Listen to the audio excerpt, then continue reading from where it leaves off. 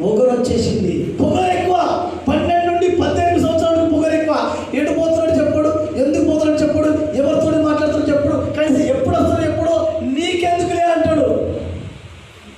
నీకెందుకులే అంటాడు. అమ్మ మీరు అంటారా తల్లి, మీరు చాలా చక్కగా ఉన్నారు అసలు అన్నారు. రైట్, ఎందుకులే అంటారు. ఎందుకు తెలుసా అమ్మ, నువ్వు ఆ అమ్మ అనక ముందుకి నీ తల్లి నన్ను వింటే అమ్మ అనగానే మాట్లాడుకుంటాను. మీ అమ్మ నన్ను అమ్మ అన్నదని గంతులేస్తుంది కదా.